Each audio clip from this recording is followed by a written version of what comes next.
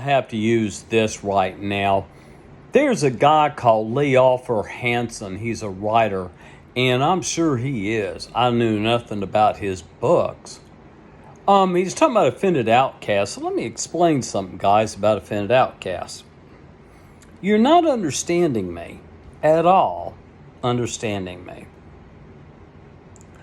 I got into offended outcast, and then I started watching what he was doing. I was like, huh? I said, that's going to work for you? And I thought, you got to be kidding me. And I thought, hell, I'll subscribe to him. Why not? No harm on me.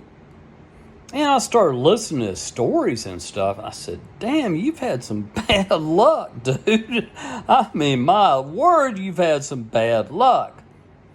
But, if I tell you these stories and I bring you in, oh, hang on for a minute. Let me stop this. I'm eating a few of these.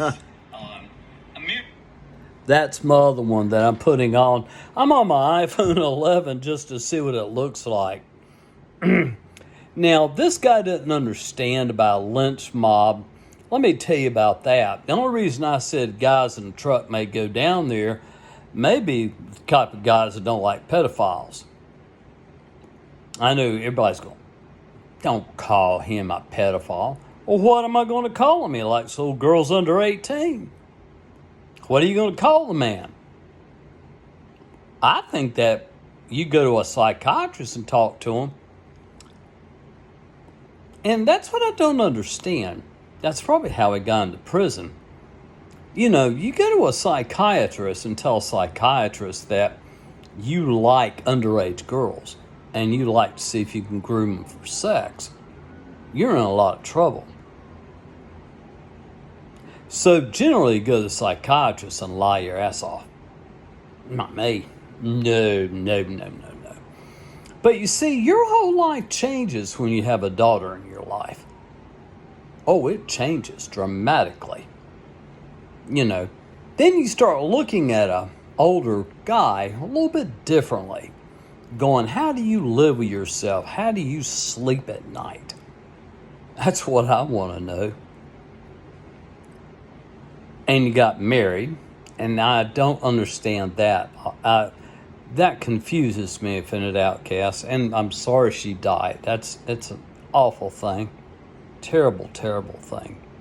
Nobody should get along. I'll tell you something else in a minute that'll draw you and get you crying. Oh, God, I shouldn't be doing this. I'm going to quit eating these right now. I've got to. Because I feel it. My stomach starts getting this weird feeling. I got to, eat little bits of food here and there. And now, let me explain something, guys. I've said this before. I can go walking down a sidewalk, and there's a girl in front of me, and she looks really good. She's getting a cute little outfit, tight just enough around her butt, and I'm like, hello, who are you, girl? Wow. Flipping her hair back, just looking sharp, walking really nice. Now, I'm going to be looking at her. Do you think I'm going to be going, how old she is? No. Why should I? I'm looking at her beauty in a sexual way. Let me tell you the difference between me and the pedophile. Pedophile will walk up to the girl and groom her. And they're good at it. They practice and learn how to be able to get a young girl to trust them. And girls at that age basically have a daddy, or maybe had a daddy and they got divorced. Something like that. And you become a daddy figure, and then you sort of go into the sexual side of it. It's a trust thing. Older men know how to do it. They've done it more than once. What offended outcast doesn't know is I know him a lot better than he thinks he knows himself. Because I've been around people like you. I have. I've had a caseload in prison that I worked with. you know. But my whole thing is that anybody that has basically been in prison generally is a con. He knows how to con people and get people into doing things he wants them to do. You know? And for me, I guess I know how to con people too. You know. But you know, what I try to do, anybody that I'm sitting here thinking about what they did was despicable and awful, I want to get in your side of the street.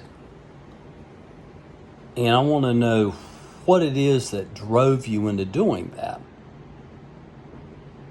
You know, is it something in your background, maybe, that happened to you, that pushed you in that area that you're going into? You know, did your daddy do stuff like this? Did you see an uncle do stuff like this?